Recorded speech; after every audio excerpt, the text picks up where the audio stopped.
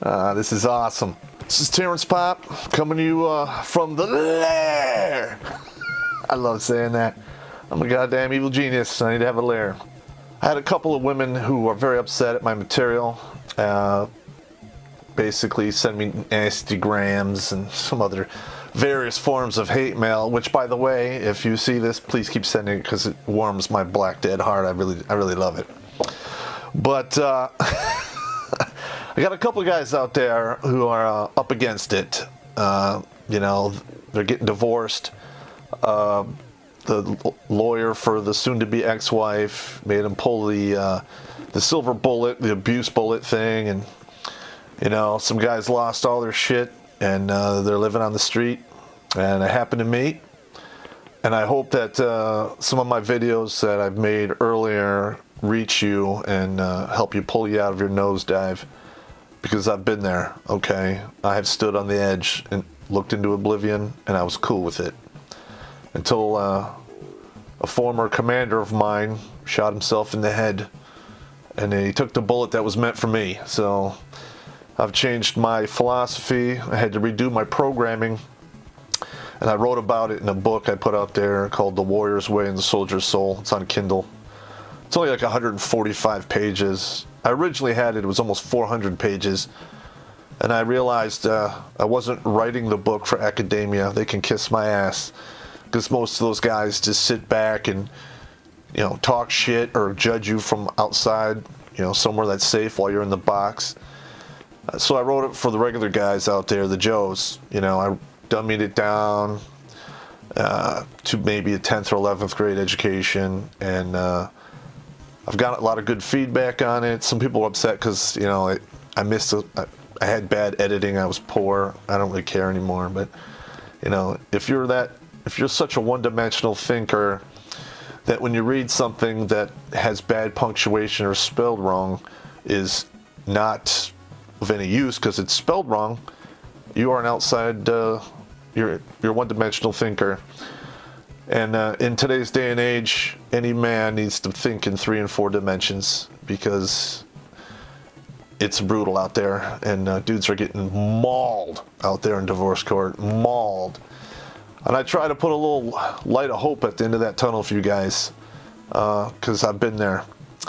I had one person ask me who my role models were, because I didn't have a father growing up.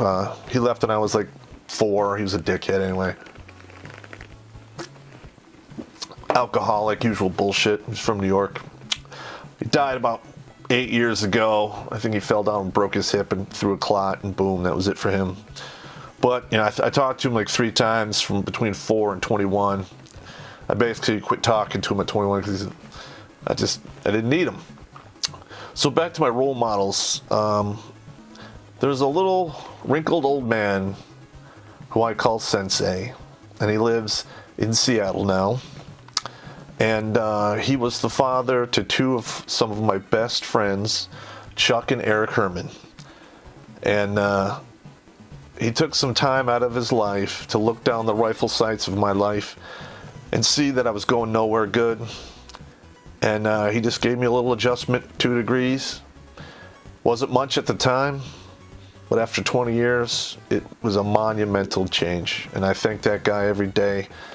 Love him like a father. Great guy. Let's see. Any other role models? Let's see. Not really. I never really was into celebrity bullshit. There's just dudes that shit in fucking buckets and piss water. They're nothing. They're just good pretenders. There's a lot of actors out there who play all these good parts. In reality, there's a bunch of cream puffs. So that was pretty much it for me. I didn't really have any role models growing up. I did it all on my own. I'm an anomaly, I guess you should say. I had some other guys ask if they grew up without a father, how do they go about capturing their masculinity again? And I have to go back to my beginnings. I was in 8th grade. I was the smallest guy in my school and in my grade. I looked in the mirror and I took a long look of, what was, me. And I was not happy with what I saw. So, I decided that I was going to play football. And, my mother threw a fit, told me I was too small, which I was. I was only 89 pounds. She finally broke down and signed me up. And for 4 years, I got creamed. I got hit so goddamn hard. I was out, everyone on the team had 50 pounds on me. They were always faster and stronger. I was like a professional tackling dummy, I guess you should say. And I really didn't like those guys. They were really mean and vicious.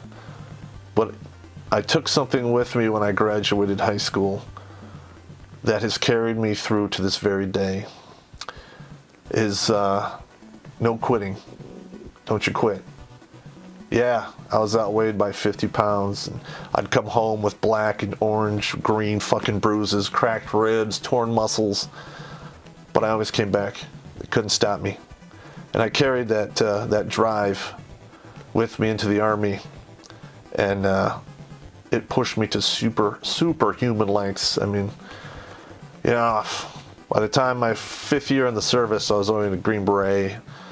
And I've done war, been all over the world, banged some hot-ass chicks that I was ashamed to stand in their shadow. They were so hot. We're talking platinum blondes with the carpet matches the drapes. And then I got on the plane and I flew away. Hey, what are you going to do? I was only 22, man. It is what it is. And some other people ask me why I put such effort into my videos. And, there was some time I was talking to a therapist, and I was paying this guy like $150 an hour, okay? And I would go in there, and I would talk, and this guy would just laugh his ass off, all right? He thought what I had to say was incredibly funny because I have a unique way of phrasing things. And I said, why am I paying one guy to laugh at my shit when I could just talk about my shit on the internet and it makes me feel better? If somebody learns something from it, that's a win. If it's entertaining, that's a win. If it pisses off the feminists, it's a win. I mean, it's a win to the fourth power. I mean, it was really refreshing. And I'm not like a lot of those other MRAs or MGTOW guys. I'm not, this is me. Terrence Popp. This is my face, my ugly mug. And I'm up here every week trying to help some dudes out there who are in the quagmire of the modern world, as we shall say. If they save one dude, save one person, it's all worth it, man. Because, I'm not doing this for fame or glory. I really don't give a fuck about that shit. I don't, the money is not a big deal. I'm almost 50. What am I really going to do with a bunch of money? Nothing. Just give it to my kids, because I live as you can see, a pretty meager lifestyle. I'm basically I'm in my lair, which is basically a barracks. It looked like it was when I was in Iraq. All the bullshit I have, minus the swords, of course. But, hey, that's what I do at night when I zombie shop, which we're going to do a video about that. It's pretty funny. I had a couple guys ask me, should they join the Army? And I'm going to tell you this for true. If I had a magic button that would take me back to 17 years old, and I was given the opportunity to do it all over again, there really isn't very much that I would change.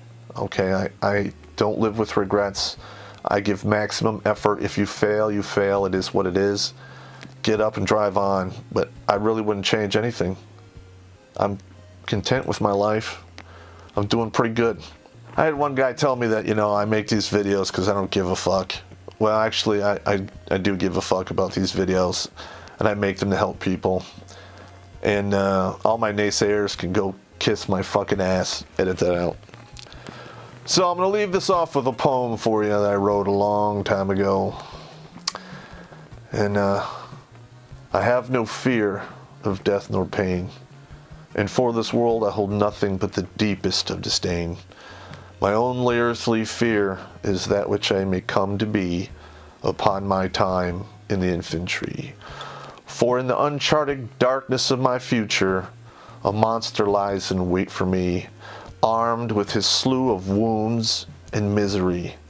But fiercer still, through both life and limb, 'tis I who lie in wait for him. Have a good week, gentlemen. Keep doing what you're doing.